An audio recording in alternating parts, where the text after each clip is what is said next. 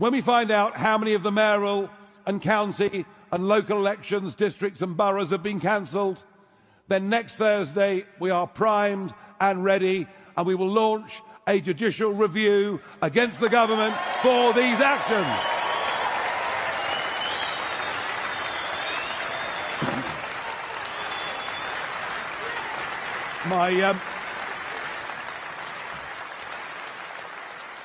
My apologies to the press office for not saving it. I just couldn't resist it.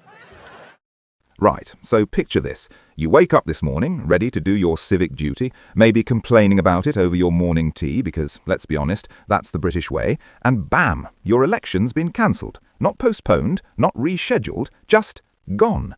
And we're not talking about a handful of people here. 4 million Britons. 4 million. That's roughly the entire population of Scotland just told, sorry mate, democracy's on a lunch break, come back later. And the absolute kicker, this is happening while Nigel Farage is practically doing backflips, warning about collusion. The Tories are crying foul, and Labour's sitting there with the political equivalent of, who, me, plastered across their faces. If you think British politics couldn't get any more chaotic, buckle up, because today we're diving into what might be the most brazen democratic dodge since last year when they pulled exactly the same stunt. I'm Brit Article, and trust me, you'll want to hit that subscribe button and smash that notification bell because this story is absolutely mental. So, let's set the scene properly. May local elections, traditionally the time when councillors across the country face the music, when voters get to decide if their local representatives have been doing a decent job or if they've been about as useful as a chocolate teapot. Except this year, 27 councils have basically said, actually, could we not? And here's the beautiful irony. 21 of those councils are run by Labour, the same Labour that's currently in government, the same Labour that could, theoretically, just tell these councils, no, elections are happening, deal with it. But instead, local government secretary Steve Reid is expected to rubber stamp these requests faster than you can say, convenient, isn't it? Now, the official line here is absolutely priceless. Ministers have told 63 local authorities they'd approve delays if there were genuine concerns about delivering elections alongside Labour's overhaul of local government. Genuine concerns. Right, because apparently organising an election while also reorganising local government is harder than landing a rover on Mars. Councils have managed to hold elections during actual wars, during pandemics, during economic crashes that made the Great Depression look like a minor accounting error. But reorganising some council structures, oh no, that's just too much to handle. Pull the other one, it's got bells on. Let's talk numbers, because they're genuinely staggering. Nearly 500 councillors are about to keep their jobs for at least another year without facing voters. Just shy of 200 of those are Labour councillors. Now, I'm not a mathematician, but even I can spot a pattern here.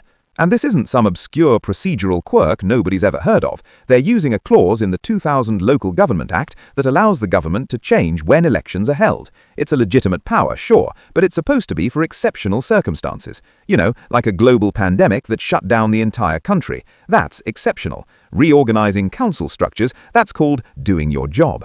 The Electoral Commission is basically saying, we're not sure this meets the threshold, in the most British, diplomatically cautious way possible, which in normal language translates to, this is absolutely taking the piss. Now let's talk about what this actually means for real people. Some elected representatives are going to end up serving 7-year terms. 7 years? That's longer than most people stay in a job they actually like. That's longer than most marriages these days. Imagine electing someone to represent your local area, expecting them to face re-election in 4 years as normal, and instead they just keep going like the Energizer Bunny of local politics. Nobody voted for 7-year terms. Nobody agreed to this, but it's happening anyway, because apparently democracy is more of a suggestion than a requirement these days. And here's the thing that really gets me, the sheer audacity of the excuse. They promised these elections would go ahead. They literally promised, and then they U-turned harder than a taxi driver who's realised he's going the wrong way on a one-way street. The Conservatives are calling it a U-turn, and again, they're right, even though they're also completely complicit in the same behaviour. It's like watching two kids fight over who stole the biscuits while both of them have chocolate around their mouths. Ed Davey and the Liberal Democrats are also getting involved, because of course they are. They stand to gain from these local elections. Davey's out here saying, we must never allow this to happen again, and demanding the law be changed so ministers can't just delay elections at the stroke of a pen. Which is a lovely sentiment, Ed, really it is. But also, where was this energy last year when the same thing happened? Oh, right, you probably didn't mind as much because you weren't in a position to capitalise on it yet. The Lib Dems playing the democracy card is like someone remembering they care about vegetarianism right when they're trying to avoid eating their nan's dodgy-looking casserole. Let's address the elephant in the room, though, Labour's polling, because this whole situation doesn't exist in a vacuum. Labour has been experiencing what political analysts politely call a sustained period of electoral challenge, and what normal people call absolutely tanking in the polls for ages. They're currently about as popular as a speed camera in a school zone. Technically there for good reasons, but nobody's happy to see them. So when 21 Labour-run councils suddenly decide, actually, let's not have elections right now, it doesn't exactly take Sherlock Holmes to connect the dots. They're not delaying elections because of administrative difficulties. They're delaying elections because they'd probably lose them, badly. The pattern here is genuinely concerning, though, beyond all the political point scoring. This is the second year running that local elections have been delayed. The second year. At what point does this stop being an exceptional measure and start being standard operating procedure? At what point do we just accept that elections happen when the government feels like it, rather than when they're supposed to? Because that's a slippery slope that doesn't end anywhere good. Today it's local elections being delayed because of restructuring. Tomorrow it's general elections being delayed because, well, we're in the middle of important legislation. And before you know it, we've accidentally stumbled into something that looks suspiciously less like a democracy and more like a delected dictatorship with extra steps. James cleverly made another excellent point. Residents have a right to choose who represents them.